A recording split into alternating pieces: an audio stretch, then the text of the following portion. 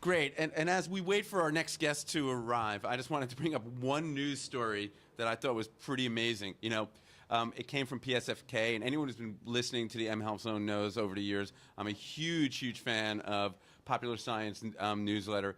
There's a watch that monitors bodily stress to help calm users down. So it's called Bandu. You should check it out. And one of the coolest things that it does is if it sees your heart rate going up, it might start playing a song that will relax you. It might send you a message to call your mom. You should check it out. It's in today's PSFK magazine online, or just look up BANDU.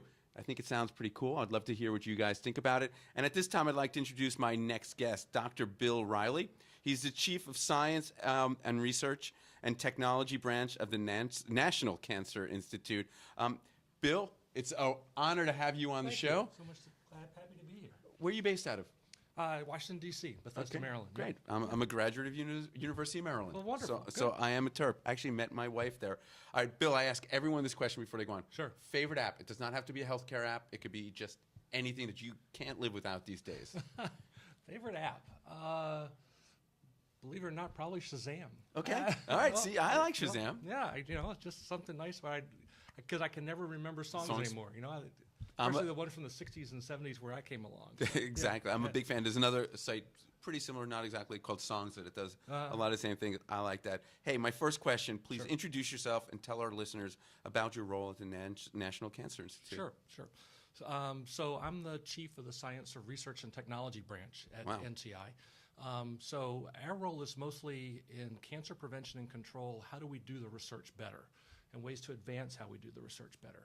So new methodologies, new analytics, but related to the wireless health effort, it's on new technologies, new sensor technologies, new intervention technologies, those sorts of things, ways that we can kind of change behavior, ways we can assess behavior, assess health status better than we've done in the past. Will mHealth Solutions be coming out of NCI?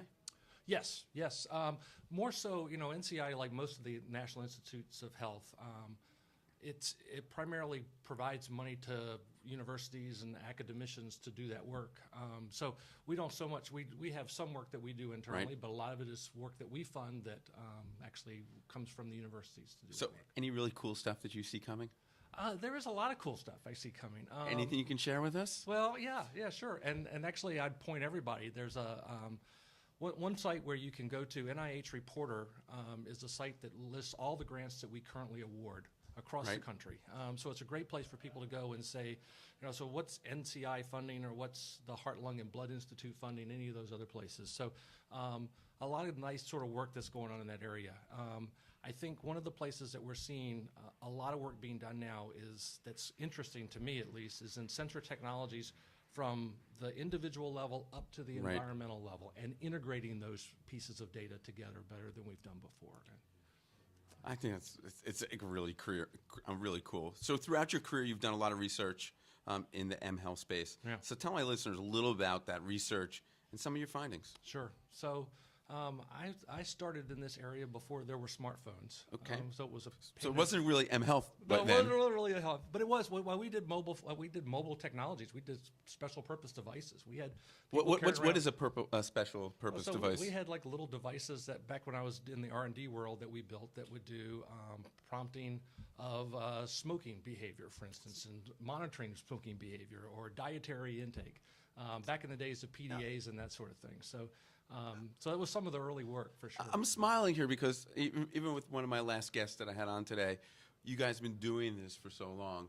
Do you chuckle a little about this whole rave about mHealth? You guys were doing it before 3 years ago, and 3 years ago mHealth didn't exist, and now people get amazed when they create an app and it goes, look, I can put down how much food I had or what my glucose is.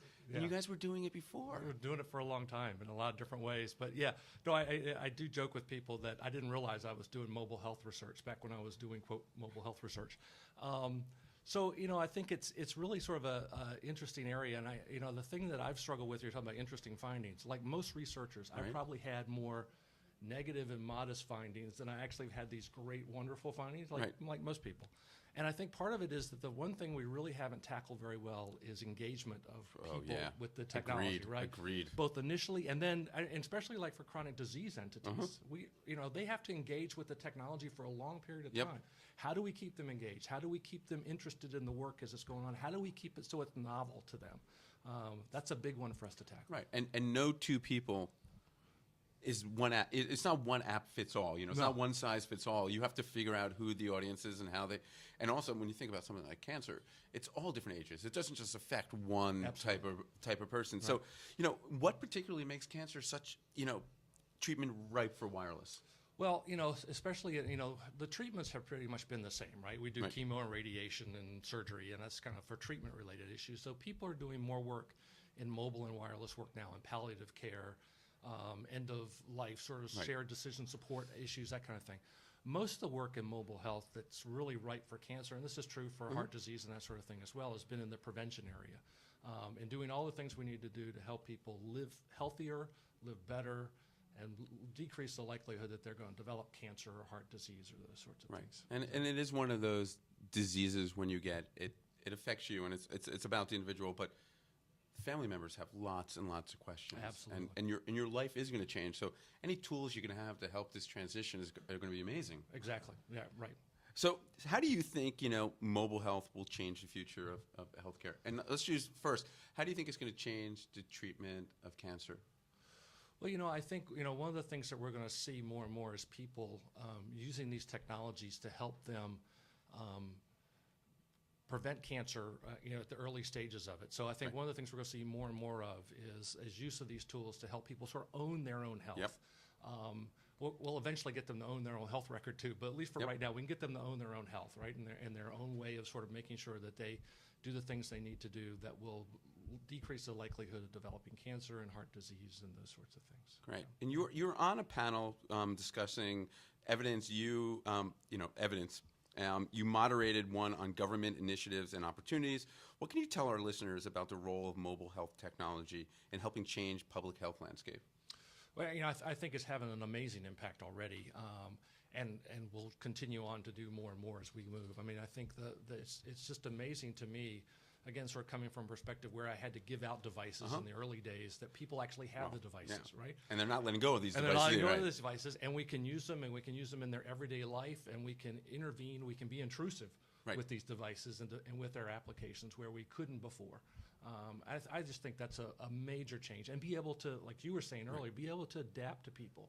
Tailor to what they need at the time and those sorts of things. We haven't been able to do that before, and the mobile and wireless space allows us to do that. That's exciting. It really is very exciting. So for our audience watch, so my audience, we have about 10 to 15,000 people listen every week, and about a third of them are developers, about a third of them are people work in hospitals, and about a third are sort of like, we'll call it the doc community. Right. So people are always coming up with ideas for apps. I mean, can they go to NCI? I mean, are you open to, how does the outside engage with a big organization like yours? Right. Well, so we still do the traditional sort of grant funding process, and people can go through that. And I think for your audience, especially since a lot of them aren't kind of savvy in the grant world of NCI or NIH, they can always call a program director like me or someone else and say, what do you think? Right. I mean, is this even in the ballpark? And we can kind of guide them through one of the mechanisms that makes sense for a grant, and if not, who they could collaborate with, who could do that work with them. Are you having fun? I'm having a great time. This is great. I mean, it's just an amazing time to be in this space. How much different is your job now than it was 2, 3, 4 years ago? I mean, it's just changed dramatically. I mean, I told people at this meeting already, I'm at more meetings than I know what to do right now. Yes. And in part, it's because of the excitement about this field and the work that people are able to do and the promise that they see for it moving forward. It was an honor, Bill, having you on the show. Thanks so much. I'm a big fan of everything you guys are doing, and thank you very much. Thanks.